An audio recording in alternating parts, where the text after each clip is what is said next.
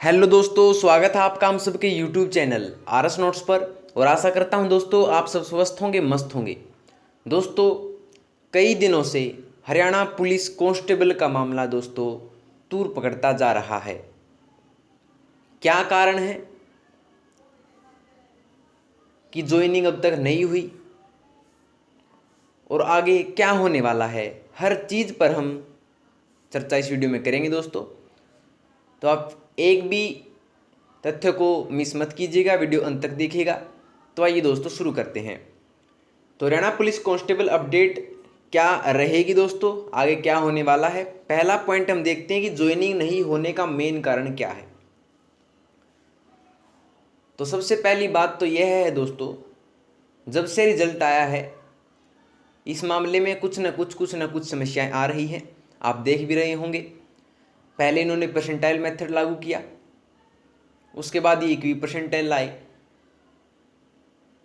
और अब भी ये मामला उलझा हुआ है दोस्तों। और अभी कोर्ट केस जो है, कोर्ट पे कोर्ट केस हो रहे हैं।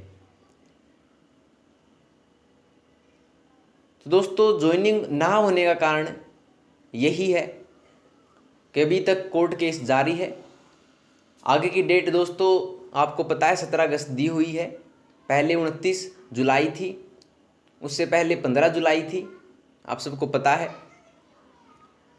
तो कोर्ट ने दोस्तों इस पर स्टे लगा रखा है। कारण है दोस्तों ये कि कोर्ट के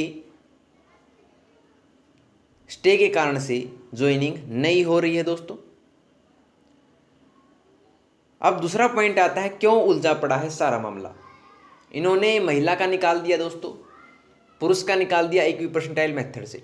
इन्होंने दूसरी बार निकाला है महिला का फाइनल रिजल्ट, महिला पुलिस कांस्टेबल का। पहले इक्वी परसेंटाइल से अभी निकाला है और पहले इन्होंने एक परसेंटाइल लगाकर जो है कारनामा किया था, जिसमें इन्होंने रो मार्क्स में जो है एक्स्ट्रा मार्क जोड़ दिए थे और उनकी परसेंटेज बनाकर जो है रिजल्ट दे दिया था, लेकिन वो सही नहीं था। क्या इक्वी परसेंटाइल भी सही है? बात आती है दोस्तों यहाँ पे।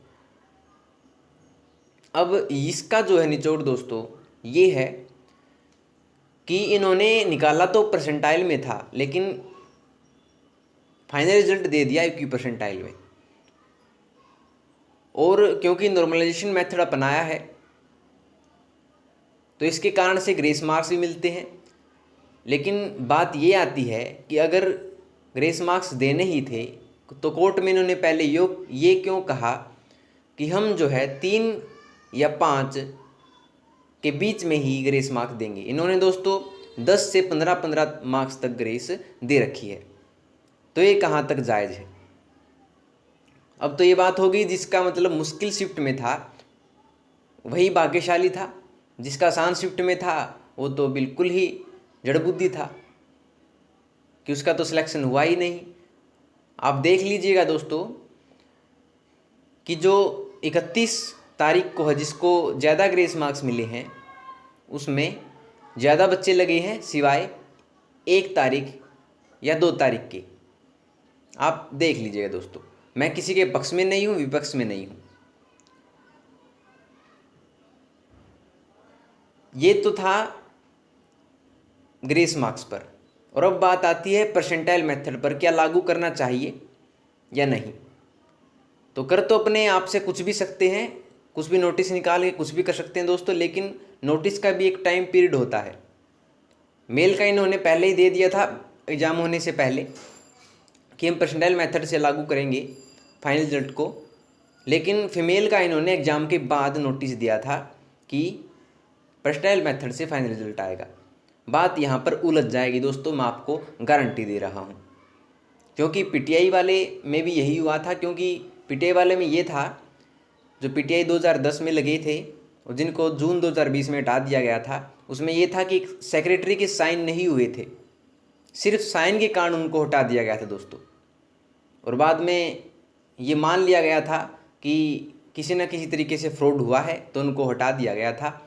ये तो पीटीआई वाला था, साइन के बदले ही सभी को हटा दिया। और ये तो सिर्फ फाइनल रिजल्ट का है दोस्तों, पूरा का पूरा मामला ही चेंज कर दिया गया है कि बाद में बताया गया कि हम फाइनल रिजल्ट किस चीज़ से निकालेंगे, कौन से फॉर्मूले से निकालेंगे। तो महिलाओं वाला अड़चन में आ सकता है बहुत ज़्यादा पुरुषों के मामले। लेकिन पुरुषों का भी मामला यहाँ पर शांत नहीं होता है, क्योंकि महिलाओं वाले में सिर्फ 3 शिफ्ट थी, पुरुषों वाले में 6 शिफ्ट थी। और ग्रेस मार्क्स ज़्यादा जो हैं, ज़्यादा अड़चनें जो हैं मेल वाले में ज़्यादा आएंगी, क्योंकि उसमें ज़्यादा ग्रेस मार्क्स दे रखे हैं। देखते हैं क्या एसएससी कैसा रिप्लाई देगी, किस प्रकार से देगी 15 जुलाई को, और क्या रहेगा आगे का मामला। तो ये था दोस्तों उलझने का मामला, क्यों उलझा पड़ा है। अब तीसरी बात आती है महिला पुरुष किसे ज़्यादा खतरा। तो खतरा दोस्तों किसी को नहीं है, मैं नहीं कहूँगा कि खतरा किसी को है, क्योंकि कोई ना कोई तो लगेगा ही। भर्ती कैंसिल 100% नहीं होगी, ये आपको लिख के देता हूँ। कभी ना कभी तो ज्वाइनिंग करवाएंगे जब इनका मन होगा। एचएससीसी जब अपने मन को तैयार कर लेगी, सरकार अपने मन को तैयार कर लेगी कि हमें कांस्टेबलों की ज़रूरत है, तभी ये आगे अपने कदम बढ़ाएंगे। तब तक नहीं लगता है कि जब तक इनका मन नहीं होगा तो ये आगे प्रक्रिया को चालू करेंगे। एक बात ये भी आती है दोस्तों, क्योंकि सितंबर में जो है सरपंच के चुनाव हैं, और सरपंची का चुनाव जो है दोस्तों अब की बार पार्टियों के निशानों पर हो रहा है, बीजेपी, इनेलो, कांग्रेस के निशानों पर हो रहा है दोस्तों। तो ये भी एक कारण हो सकता है कि उससे 2-3 दिन पहले इनको ज्वाइन करा दिया जाए, सारे मामले को सुलझा के जब तक, ताकि इनको फ़ायदा हो। पुरुष का रिजल्ट भी इसलिए निकाला था क्योंकि नगरपालिका के चुनाव थे 16 को, इन्होंने रिजल्ट निकाल दिया। 18-19 को चुनाव थे। चुनाव के समक्ष में मैं देख पाता हूँ कि नौकरियां तभी दी जाती हैं जब राजनीतिक कोई फ़ायदा लगता हो।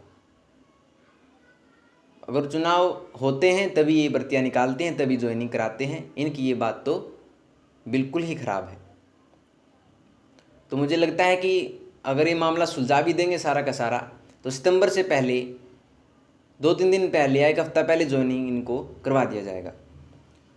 तो महिला और पुरुष में से किसी को भी खतरा नहीं है।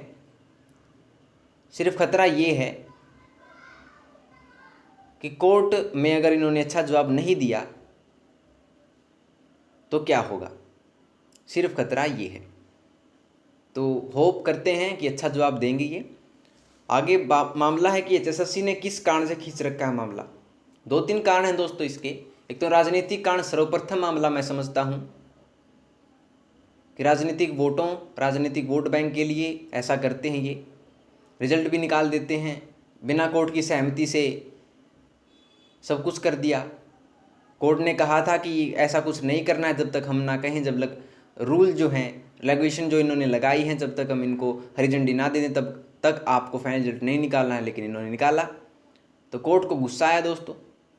गुस्सा तो हो गई ही, सभी जिन्होंने कोर्ट का केस कर रखा था सभी को गुस्सा है। तो खींच इसलिए रखा है क्योंकि वोट बैंक लेना है। वोट से पहले लेने से पहले इनको कुछ ना कुछ तो बोलना ही पड़ेगा कि हमने इतने बच्चों को ज्वाइन करवाया है, हमने इतने कांस्टेबल लगाए। तो ये बातें तो होती हैं दोस्तों घोषणा पत्र में। तो इसलिए मुझे लगता है कि एचएसएससी ने इस कारण से मामला खींच रखा है। तो अब आगे क्या रहेगा कोर्ट में आगे। तो कोर्ट में आगे दोस्तों वही रहेगा जो एचएसएससी और सरकार चाहेगी। अगर ये अच्छे से जो पूरी जांच पड़ताल के बाद कोर्ट में रिप्लाई कर देते हैं तो फ़ायदा होगा, सभी को फ़ायदा होगा। अगर कुछ त्रुटियां हैं रिजल्ट में तो चेंज हो सकती हैं, ऐसी कोई बात नहीं है। अगर बाद में ऐसी कोई बात हुई कलर की तरह, ये 2019 में पेपर हुआ था, 2022 में सब लगभग 1100-1200 के लगभग जो है कलर हटा दिए गए, ऐसा मामला ना हो उसके कारण से तो कोर्ट में अगर अच्छे से ये जवाब दे देते हैं तो अच्छा रहेगा सभी के लिए, चाहे नॉन सेलेक्टेड हो सिलेक्टेड हो। सभी ये मांग उठाएं कि रिजल्ट कैसा भी हो लेकिन रूल रेगुलेशन के साथ हो, किसी के साथ भी अन्याय न हो, जो भी डिजर्विंग कैंडिडेट हैं वो लगे। तो अंत में मैं यही कहूँगा दोस्तों, वेट करते रहिए। एचएसएससी सरकार जब तक चाहेगी तभी जो है मैं मानता हूँ कि कुछ हरी झंडी दिखेगी, ज्वाइनिंग की ओर बढ़ेगी सरकार या एचएसएससी। तो ऑल द बेस्ट सभी को, अपनी तैयारी करते रहिए, मोरल अपना डाउन मत कीजिए, किसी भी कारण से आगे की पढ़ाई जारी रखें। दोस्तों मिलते हैं आपसे अगली वीडियो में नए रोचक तथ्यों के साथ। तब तक के लिए धन्यवाद दोस्तों।